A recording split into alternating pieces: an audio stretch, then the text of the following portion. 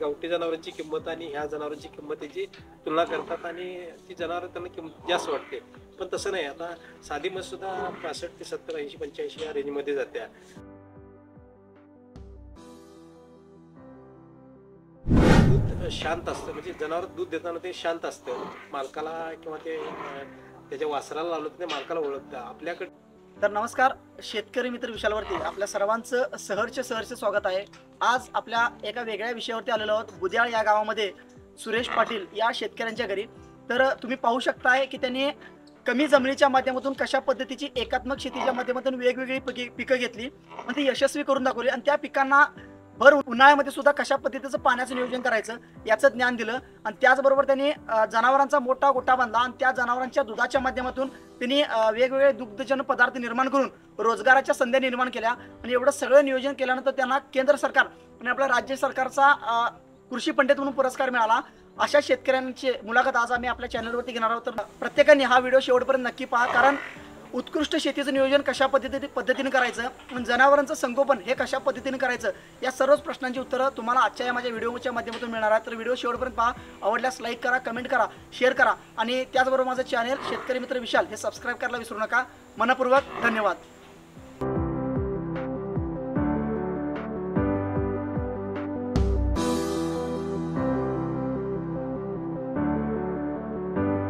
तर शेतीचं उत्कृष्ट पद्धतीने नियोजन कसं करायचं याची संपूर्ण माहिती देणारे कृषी पंडित सुरेश पाटील सर आज आपल्यासोबत आहेत. तर सरांनी शेतीच बरोबर जवळजवळ 15 ते 16 जनावरांचा मुक्त गोठाचं नियोजन सुद्धा त्यांनी केलेलं आहे. तर सुरुवातीला या सगळ्या कामातून म्हणजे हे नियोजन कशा पद्धतीने करायचं किंवा ह्याची सुरुवातीची तुम्ही जनावर आणण्याची किंवा आणण्यानंतर संगोपन करण्याची पार्श्वभूमी कशी होती आणि काय सांगा पार्श्वभूमीबद्दल? तर आमच्याकडे वडिलोपार्जित अशी जमीन होती आणि 1-2 जनावर पूर्वी असायची. मग आमच्या लक्षात आलं की जमिनीचा पोत थोडा कमी आहे, त्यामुळे आम्हाला वाटलं की पहिलं जनावरांची संख्या वाढवू. जनावरांची संख्या वाढवताना नेमकं काय घ्यायचं आम्हाला माहीत नव्हतं. सुरुवातीला आम्ही गायी घेतल्या. गायीच्या दुधापासून बाजारपेठेत थोडी मागणी कमी येताना आम्ही गायी दिल्या आणि हरियाणा राज्यातून जाऊन म्हशी आणल्या. आता त्या हरियाणा राज्यातल्या म्हशींच्या आम्ही पारड्या तयार करते स्वतः इथं, त्यामुळे त्यांचा पण रिझल्ट चांगला आला आहे. वर्षाकाठी जास्तीत जास्त दूध देणारी ही जात आहे हरियाणा जात, म्हणजे मुरा जातीची म्हैस. आणि फाउंडेशन म्हणून ते आम्ही हरियाणातनं त्या मशीनची निवड केली आणि आता त्या आम्ही त्याच्या रेड्या तयार करतो इकडे. सकाळी साधारण 8, संध्याकाळी 8 साधारण अशा म्हणजे 16-16, 17-17 लिटर देणाऱ्या आमच्याकडे ह्या म्हशी आहेत. आणि ह्यांचं दैनंदिन व्यवस्थापन आम्ही सगळी घरचीच माणसं करतोय. सगळी जनावर सगळं तुम्ही सांभाळताय, तर या जनावरांचं तुमचं दैनंदिन व्यवस्थापन कशा पद्धतीचं आहे आणि ते कशा पद्धतीने करता येईल? हो, रोज आम्ही सकाळी पहाटे 5ला याचं व्यवस्थापन चालू होतं. सकाळी 5ला उठल्यानंतर आम्ही ती चाऱ्याची जी गव्हाण आहे ती साफ करून घेतली जाते आणि त्याच्यावरती हिरवा वाळेल चारा आणि मुरगा चाऱ्याचं जे मिश्रण आहे ते टाकतो. त्याच्यानंतर पशुखाद्य दुधाच्या प्रमाणात एक अर्धा किलोच्या प्रमाणात त्यांना पशुखाद्य आणि मिनरल मिक्सचर हे सकाळी जनावरांना दिलं जातं. त्यानंतर आम्ही जनावरांना चारा आणि पशुखाद्य दिल्यानंतर त्यांचं शेण मलमूत्र काढून गोठा स्वच्छ केला जातो आणि याच्यानंतर ज्या दुधाळ म्हशी आहेत त्यांच्या धारा काढल्या जातात. धारा काढून घेतल्यानंतर एक अर्धा तासात त्यांना पिण्याच्या पाण्यासाठी मुक्त सोडलं जातं. पाणी त्यांना पिऊन दिवसभर मध्ये फिरती राहतात आणि हाच क्रम संध्याकाळी 4:30-5ला आणि परत चालू होतो. चारा द्यायचं, पाणी द्यायचं आणि धारा काढायच्या. म्हणजे रोज सकाळी पहाटे 5 ते संध्याकाळी 5 या दोन्ही वेळेत त्याला चारा आणि पशुखाद्य दिलं जाते. सर, मध्यंतरी काळामध्ये जनावरांचे वेगवेगळे आजार आले होते, साथ्या आल्या होत्या. मग तुम्ही एवढी जनावरं सांभाळताय, तर या जनावरांच्या स्वच्छतेबद्दल नेमकं काय काळजी घेताय? जनावर आपल्याकडे मुक्त संचार गोठा असल्यामुळे त्यांना दिवसभर बाहेर सोडलं जातं, त्यामुळे सूर्यप्रकाश मिळतो किंवा जमिनीवर चालल्यामुळे त्याला काही जीवनसत्व या जमिनीतून मिळतं. जनावर एका ठिकाणी बांधलं तर त्याची रोगप्रतिकारशक्ती कमी होते किंवा त्याचा फिजिकल फिटनेस कमी होतोय. ह्याच्यासाठी जनावर हे फिरलं पाहिजे आपलं आणि त्याला 24 तास पाण्याची सोय केली वॉटर बॉलच्या माध्यमातून, त्यामुळं ज्याला हवं तेव्हा पाणी प्यायला मिळतं. आणि चाऱ्यामध्ये आम्ही हिरवा चारा, मुरघास आणि वाळेल चारा हे मिश्रण, त्याच्याबरोबर पशुखाद्य आणि मिनरल मिक्सचर हे सातत्यानं देतो, त्यामुळे जनावरांची रोगप्रतिकारक शक्ती चांगली आहे. 4 महिन्यातून एकदा त्यांना जनावरांना जंताचं औषध दिलं जातं.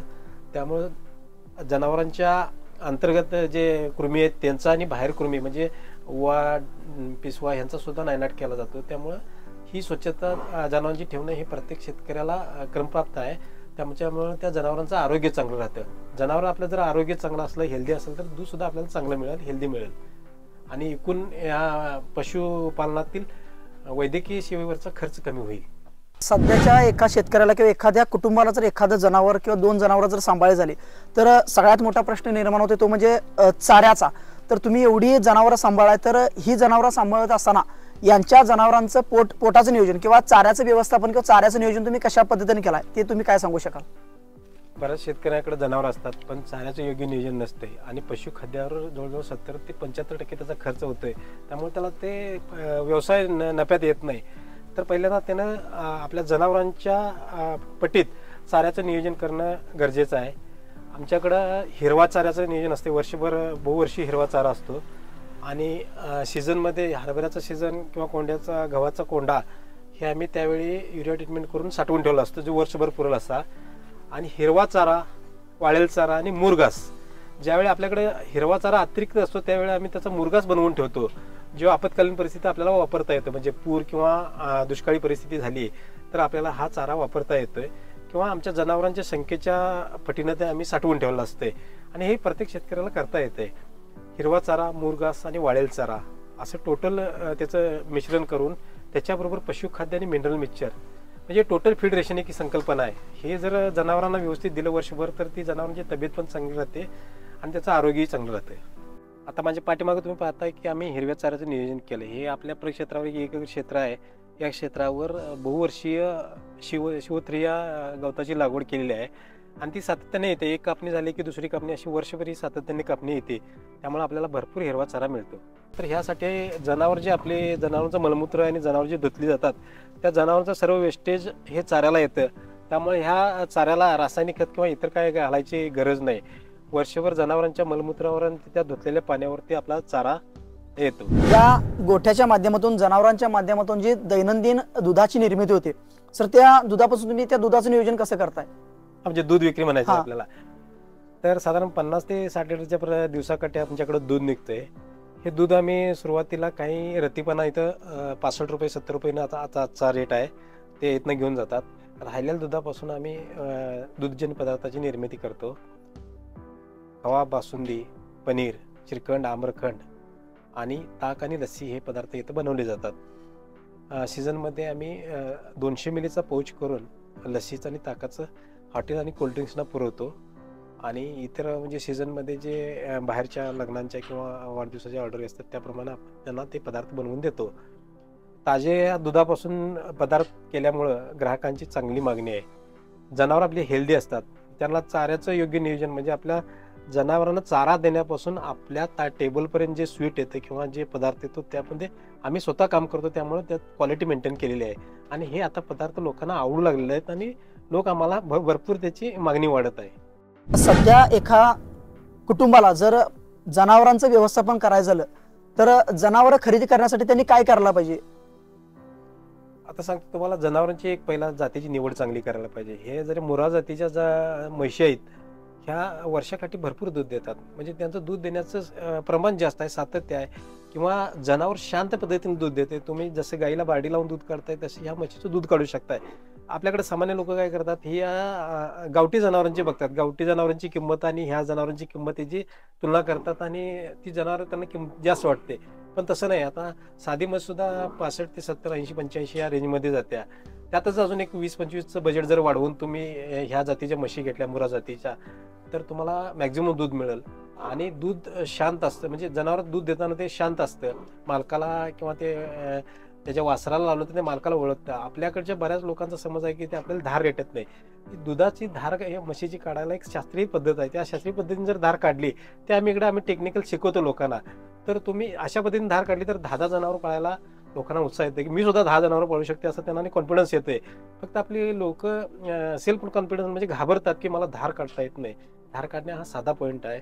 तर ह्या म्हशीची किंमत साधारण 1 लाखापासून 1,20,000, 1,50,000 जशी आपण आपली पात्रता आहे तशी आपण म्हशी घेऊ शकतोय.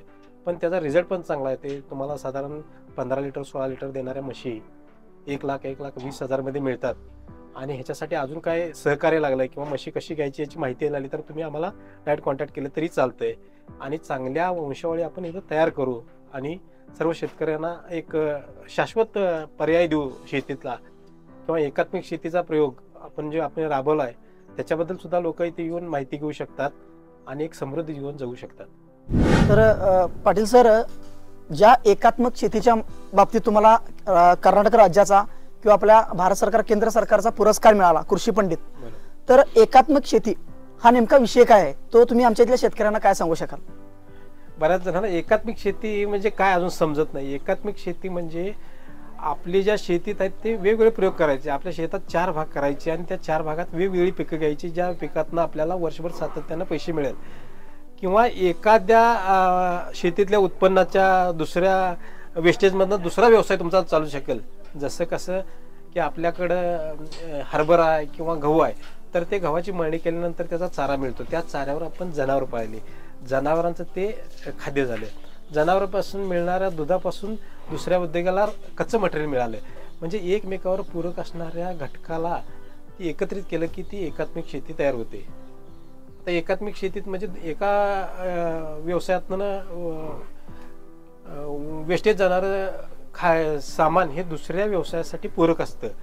ही यंत्रणा सगळी एकत्रित केली तर तिला एकात्मिक शेती असं म्हणतात. यामध्ये मधमाशी पालन करू शकताय तुम्ही, पशुपालन करू शकताय, कोंबडी पालन करू शकता, शेळी पालन करू शकताय, जनावर स्वतःची जनावरं, चारा, भाजीपाला, नगदी पिकं आणि तृणधान्य पिकं किंवा तेलबिया, ह्या सगळ्या संमिश्र पद्धतीला एकात्मिक शेती म्हटलं जाते. बदलत्या वातावरणाला सामोरं जाताना शेतकऱ्यांना आव्हान तयार झालंय की दिवसेंदिवस वातावरण बदलायला लागलं. ह्या बदलत्या वातावरणात टीक धरण्यासाठी एकात्मिक शेती पद्धतीचा वापर करायला पाहिजे. एकात्मिक शेती पद्धती म्हणजे आपण एका व्यवसायातनं वेस्ट जाणारं मटेरियल हे दुसऱ्या व्यवसायासाठी पूरक असतं आणि हे ह्या सांगड सगळ्यांची घालायची. म्हणजे पशुपालन आहे तुमच्याकडे, शेती आहे, एक नगदी पिकं आहेत, तेलबिया पिकं आहेत, भाजीपाला आहे, आता पशुपालन आहे, कोंबडी पालन आहे आणि शेळी पालन आहे, किंवा ह्या सगळ्यांच्या पशुपालनातून निघणाऱ्या शेणापासून गांडूळ खत निर्मिती आहे. म्हणजे एकमेकाचं दूध आहे, दुधापासून उपपदार्थ तयार करणं, म्हणजे वेगवेगळे व्यवसाय तयार करणं, ह्या सगळ्या लाईनमध्ये एक समानता आणायची आणि कमी जोखमीची ही शेती पद्धती आहे. आणि मला वाटतं ही सगळ्या शेतकऱ्यांनी अवलंबिला पाहिजे. तुम्ही पाहू शकता की सरांच्या जवळ जमीन आहे, त्याच जमिनीमध्ये त्यांनी पीक घेतली. म्हणजे एकात्मक शेतीच्या माध्यमातून त्यांनी वेगवेगळे प्रयोग केले आणि ही सर्व शेती करत असताना त्यांना पाण्याचा प्रश्न निर्माण होऊ नये म्हणून त्यांनी त्यांच्या शेतामध्ये असलेल्या बोरवेलच्या माध्यमातून त्यांनी रेन वॉटर हार्वेस्टिंगची योजना यशस्वी केली. म्हणजे रेन वॉटर हार्वेस्टिंगचा जो संकल्प आहे तो संकल्प त्यांनी यशस्वी केला आणि त्याच पाण्याच्या माध्यमातून शेती पिकवली. आणि हे सगळं करत असताना त्यांनी मोठा जनावरांचा गोठा बांधला. जवळजवळ 15 ते 20 जनावर त्यांनी स्वतःच्या गोट्यामध्ये आणली. त्याच गोट्याच्या माध्यमातून त्या जनावरांचं जे निघणारं शेणखत आहे त्याच शेणखताच्या माध्यमातून सुद्धा त्यांनी गांडूळ खताची निर्मिती केली. तो सुद्धा एक प्रकल्प झाला.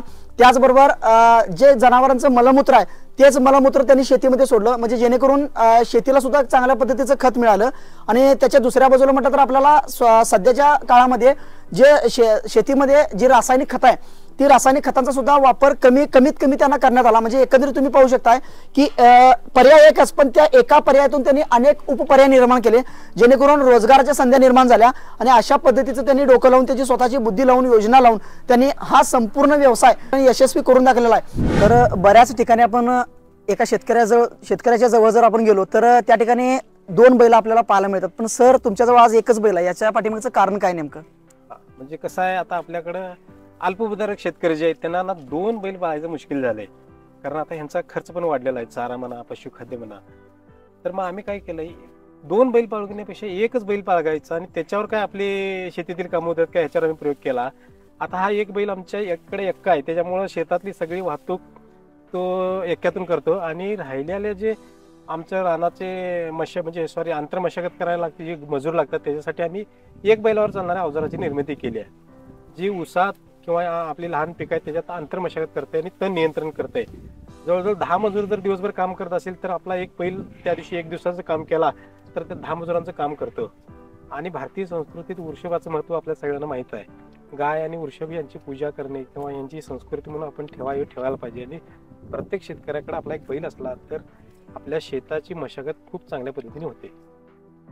म्हणजे तुम्ही पाहू शकता की ज्या ठिकाणी जास्त कामगारांची गरज असते त्या ठिकाणी कमीत कमी साधनांमध्ये कशा पद्धतीने जास्त काम करायचं याचं ज्ञान खरंच सरांनी या ठिकाणी एक बैल आणि त्यांनी निर्माण केलेल्या अवजारांच्या माध्यमातून दाखवलेलं आहे. म्हणजे आजच्या शेतकऱ्यांनी खरंच यांचा आदर्श घेण्यासारखा आहे. म्हणजे एकंदरीत एका बाजूला आज कमी जमिनीमध्ये किंवा कमी शेतामध्ये जास्त कामगारांकडून काम केलं जातं, पण त्याच ठिकाणी जास्त जमिनीमध्ये कमीत कमी कामगार किंवा कमीत कमी अवजारांच्या माध्यमातून शेतीचं व्यवस्थापन कसं करायचं, शेती कशी वाढवायचं याचं उत्कृष्ट नियोजन सरांनी केलेलं आहे, ते तुम्ही आपल्या व्हिडिओच्या माध्यमातून पाहू शकताय.